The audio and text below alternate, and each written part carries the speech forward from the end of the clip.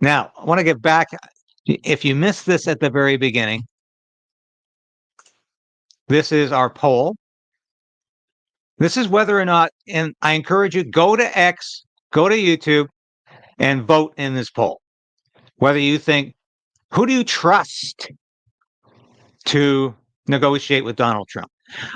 For those of you who wished I had to put Maxime Bernier on that list, once again, I apologize, but I tried to put people who were going, most likely, were going to be actually negotiating with Donald Trump. Want to show you this as well. And here, we'll watch. Look, the Conservatives not shied away from trying to position Mark Carney. I mean, his track record speaks for itself. He's been Justin Trudeau's economic advisor. He supported a carbon tax in his various iterations all through it. And so when people say, oh, the Conservatives are panicking and this is a new approach, well, they haven't been paying attention because they've been going after and trying to position Mark Carney for a number of years. And you're right, the focus has been largely on Carney, partially in response to what the polls say about the Liberal leadership.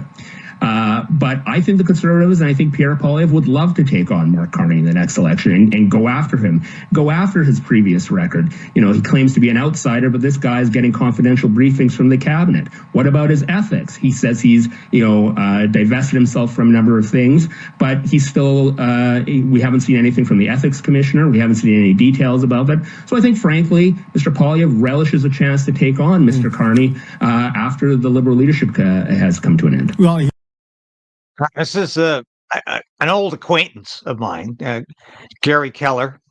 He was one of those staffers on Parliament Hill who has gone to that great communications firm in the sky. I don't mean he's passed on. He's gone from Parliament Hill staffer to one of these communication groups, one of these PR groups in Ottawa where they all end up.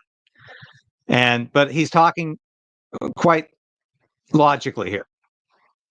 And this is why is Mark Carney getting confidential, secret, maybe top secret briefings when he's not even a member of Parliament?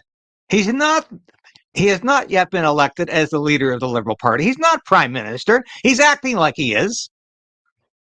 But what kind of a country have we got? He's not elected and doesn't hold office, so I don't know if he has to comply with the ethics commissioner. I don't believe he would have to unless he actually wins the leadership race. But, I mean, that will be something he has to do. Look at his track record. He was the chairman of Brookfield, International. He is a private citizen. He is not elected to anything, and he is getting confidential briefings from the government of Canada on the trade tariffs. Is Chrystia Freeland getting that? Is Ruby Dahl getting that? Or Frank Baylis?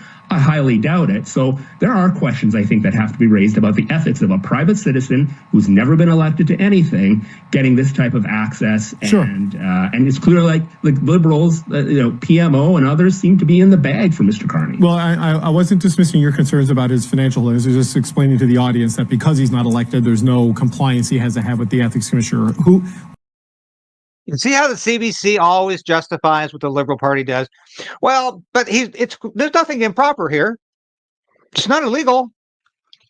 He doesn't have to comply with anything because he's not an MP. The CBC is always reluctant to question anything the Trudeau government does ethically or morally or even legally. Now, in the time we have left, this really struck me as humongous. This is the Canadian Union of Public Employees.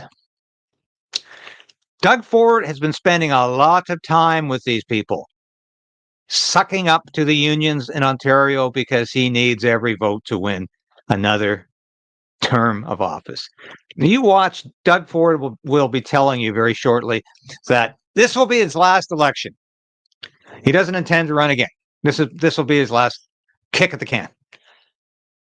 But here he is hanging out with the unions because Doug Ford will hang out with anybody who he thinks will help him win this next election. And he'll promise anything. What do you think CUPE is promising now? CUPE wants to nationalize any corporation or industry that threatens to leave Canada. Now, do you think that's going to happen? I doubt it. There's never been an instance of this in Canadian history. This is the sort of thing that happens in third world dictatorships. But do you think for a minute anything is impossible today with Doug Ford being all over the map? With Mark Carney would probably love this idea, but this is what what's called brazen communism. When you nationalize industries because they no longer want to be in your country, it's called communism. And it's a phenomena that has usually, as I said, been restricted to third world tin pot dictatorships. But does Doug Ford agree with this? He won't say he doesn't because he wants the support of CUPE. Now that is just incredible. And we go back to that slide. Mark Carney loves communist China probably just as much as Justin Trudeau loved communist China. And that's why communist China wants Mark Carney to win. There's no question about that. So please have a look at our store, and I'll be back with some concluding remarks.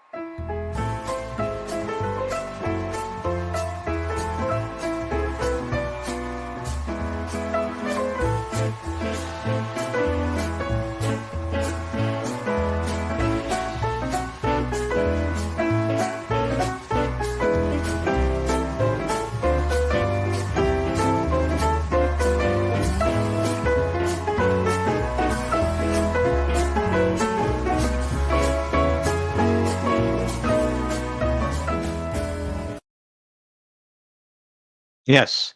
And go to this rally if you have the opportunity, if you're in a position to go. I'm not in the pocket of the Conservative Party of Canada or Pierre Poilievre, but I think we need to know what alternative we have to Mark Carney. This man is dangerous. He's incompetent. He's inept. He's no whiz kid. And that's how they... This is a man who's failed economically in his tasks. He's being held up by the mainstream media as a hero, as a savior, and nothing could be further from the truth. So we need to find out where the Conservative Party is going with their messaging and whether it's something that will keep the Liberals from getting and staying in power. So that's all I've got for you today. Thanks for watching. Really, thank you for watching today. Thank you for your support. Please subscribe, resubscribe if you have to. Our subscriptions have been pitiful lately. Maybe I have been. I don't know. But I do my best to give you all the news you need to know. At least most of it. And let's continue to resolve to resist as we fight a Liberal government that is always on the cusp of becoming more tyrannical and more dictatorial.